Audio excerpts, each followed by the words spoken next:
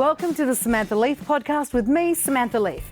I have a passion for exploring anything and everything that can help us to be extraordinary.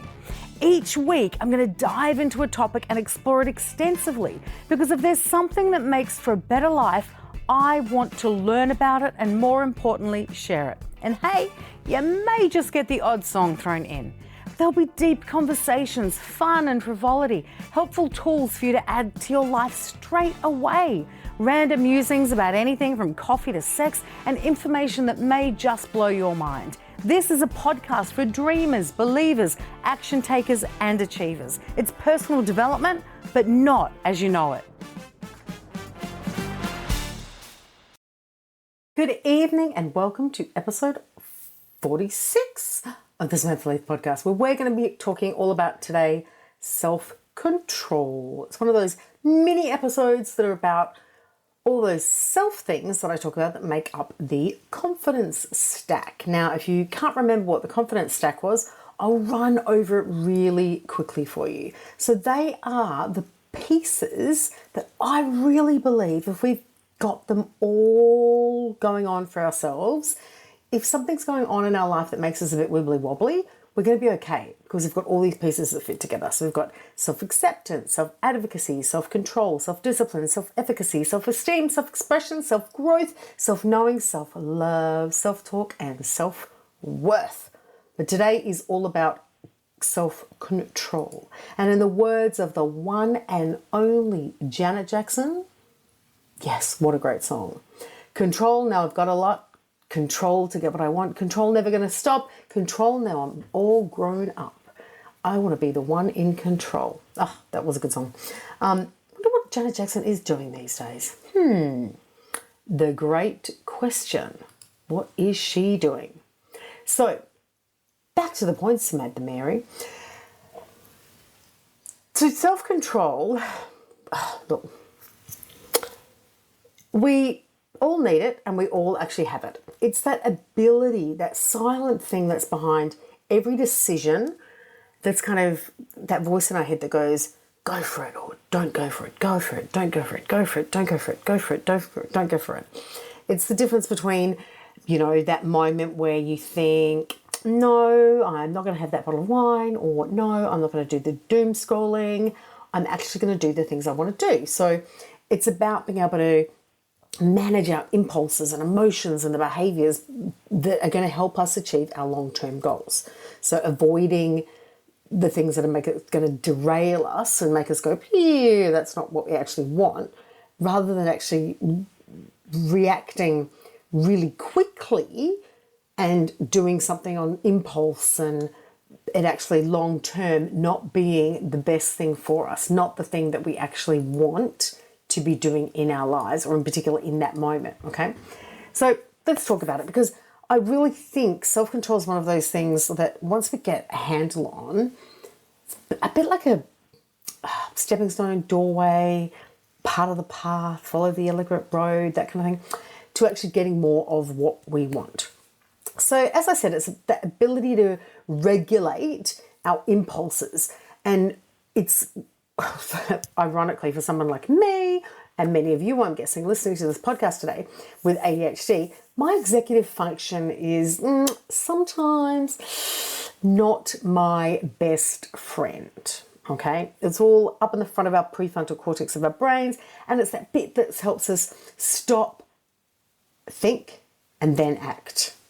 Do you remember, I don't know, if you're from Australia, you might remember those ads, stop, look, and listen before you cross the road.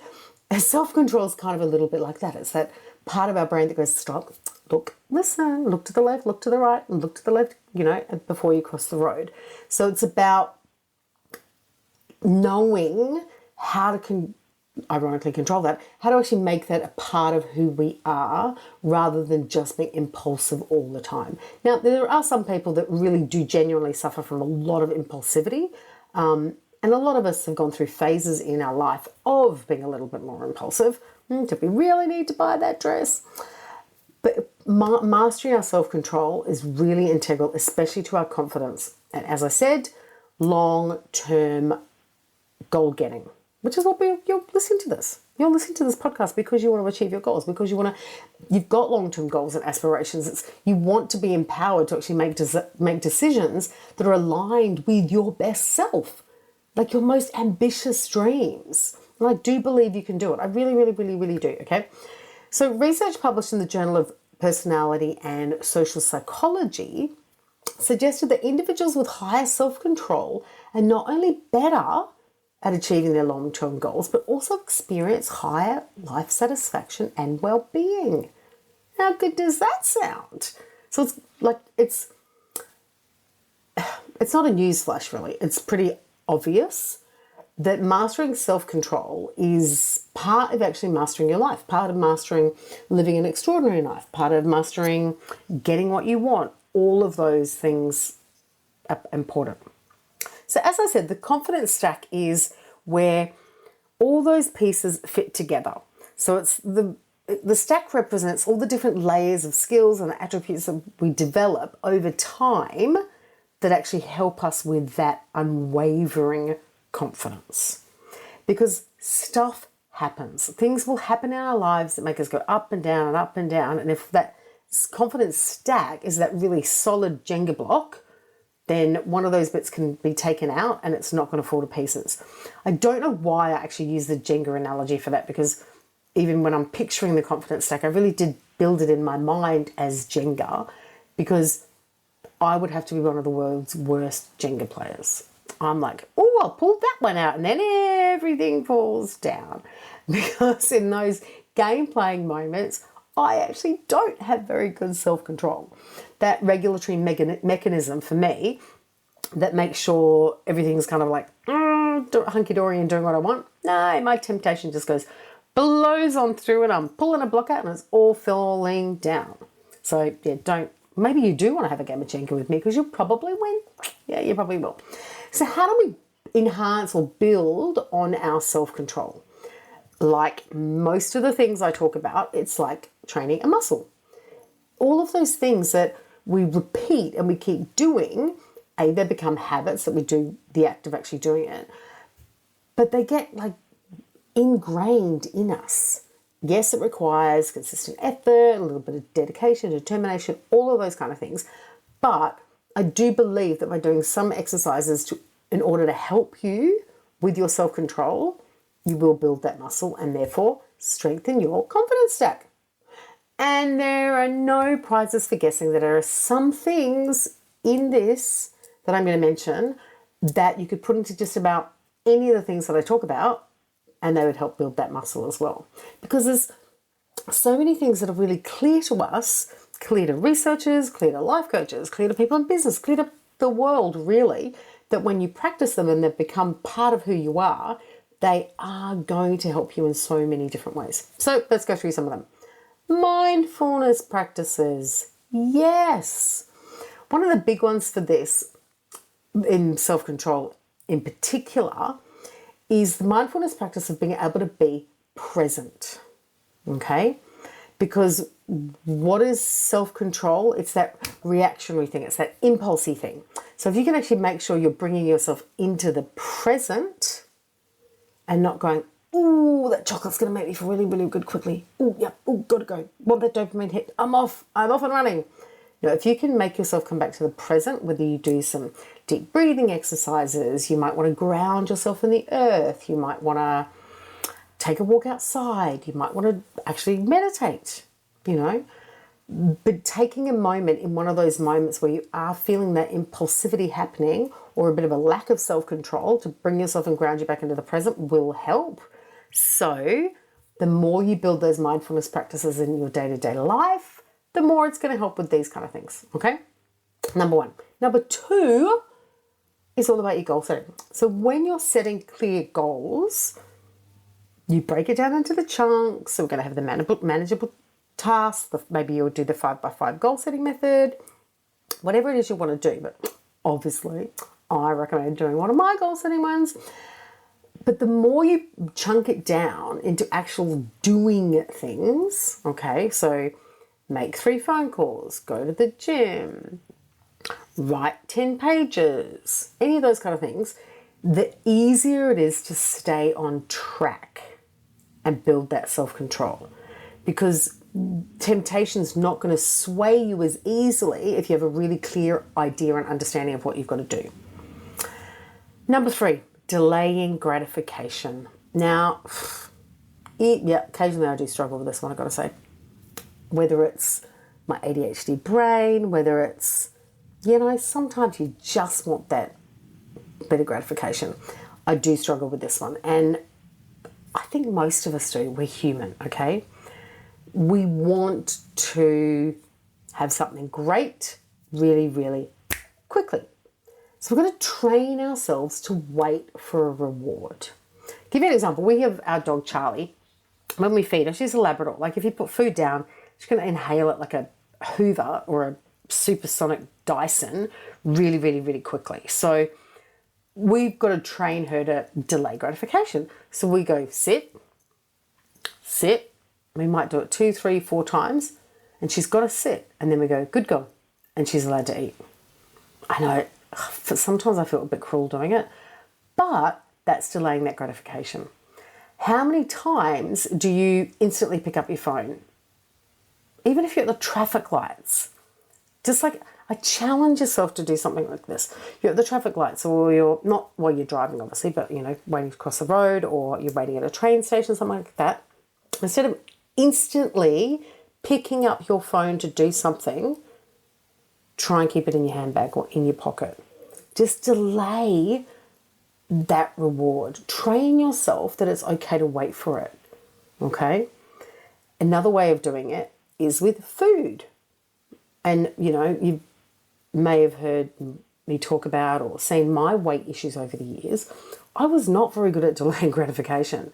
Again, partly now research has shown undiagnosed ADHD may have something to do with that, because I was constantly chasing that dopamine rush. So it was like whether it was sugar or alcohol, in some way I was getting that hit from something. But if you think you're hungry and you want to just grab something instantly, have a glass of water. Or say to yourself, I'm just going to wait 5 minutes, and set a little alarm on your phone to wait that 5 minutes before you actually go and grab the food. Okay?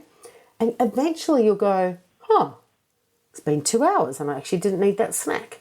I really wasn't that hungry. Wow. You'll be amazed how quickly it creeps up on you. And lastly, I talk about journaling. Monitor yourself. So when you're journaling practice, give yourself like a pat on the back for those moments where you've actually exercised self-control, okay? Definitely give yourself a pat on the back. And then if you have my journal, there's a part at the bottom of the second page for every day for questioning yourself and, deeper looking at things. Maybe in that section, if you've had a day where you haven't been so good at mastering that self-control, you could write out some of the triggers and why you actually didn't go so well with self-control based on that trigger. How were you feeling? Where could you feel it in your body? What was going on in the world for you at that time? Okay, it helps you get a really good understanding of why all that stuff's going on. Okay, so I've recently come across this woman called Dr. Jane McGonigal. I know it sounds like a character from Harry Potter, but she's actually a psychologist, and she's quite well known for her work on self-control and willpower. And one of her quotes is, "It's not about having an iron will, but rather understanding the science of self-control." And she talks about these small positive actions that can boost our ability to do it. So it's about these tiny things that we do to actually manage and monitor our self-control.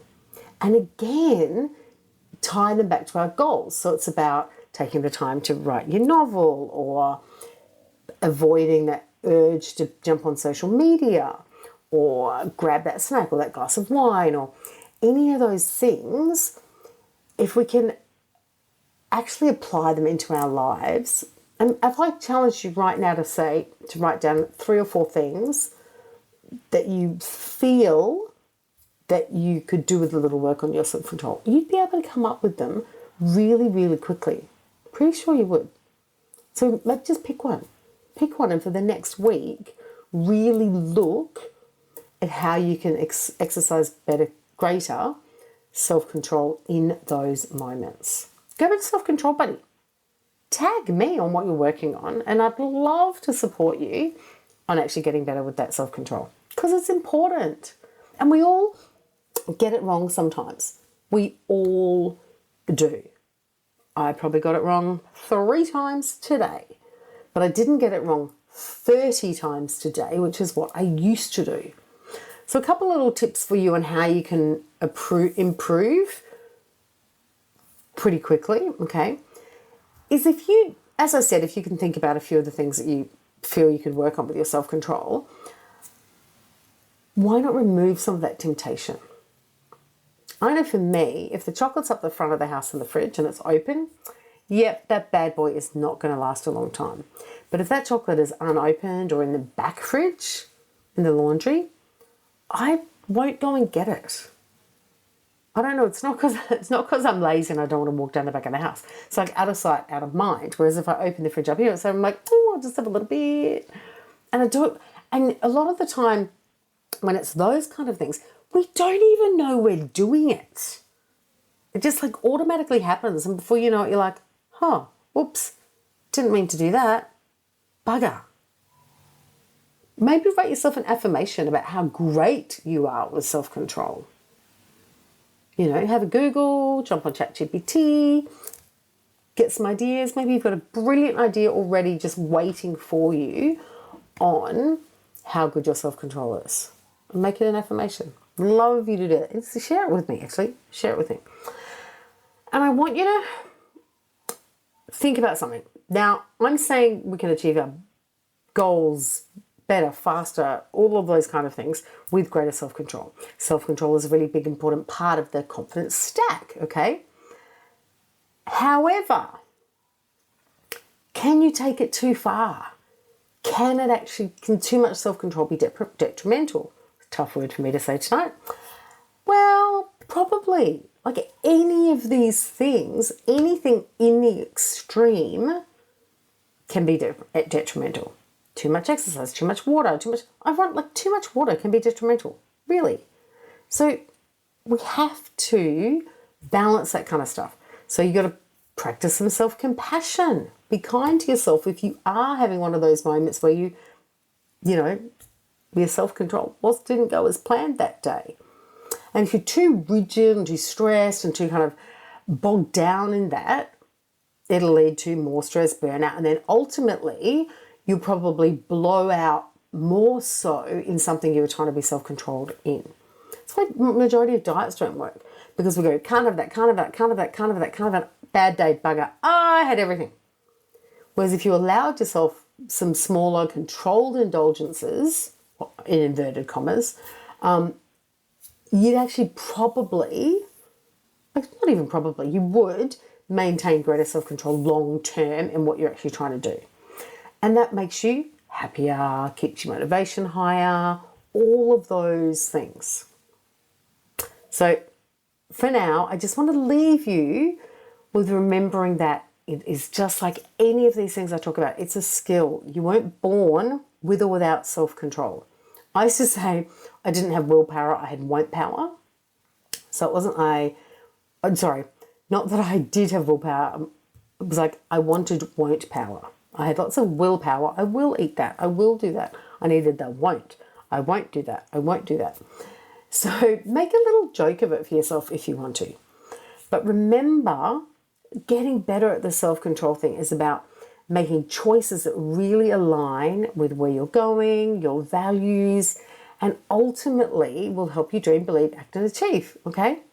So take little itty baby steps. Remember the tips I mentioned about mindfulness, journal them, get rid of some of the temptations out of the way, get better at delaying gratification, and you will get better at your self-control. And that will help build your confidence stack, one layer at a time, which is what we want. So until next week, my friends, have an extraordinary week. And remember, I will believe in you until you believe in yourself. Ciao for now. Thank you for listening to this week's episode of the Samantha Leith podcast. If you enjoyed this episode and want to dive deeper into the world of personal development and what's possible for you, then I'd love to invite you to join the club. It's my monthly membership designed to guide and support you with the tools and the coaching you need to be extraordinary.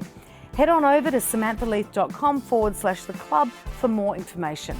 I'd love to see you on the inside.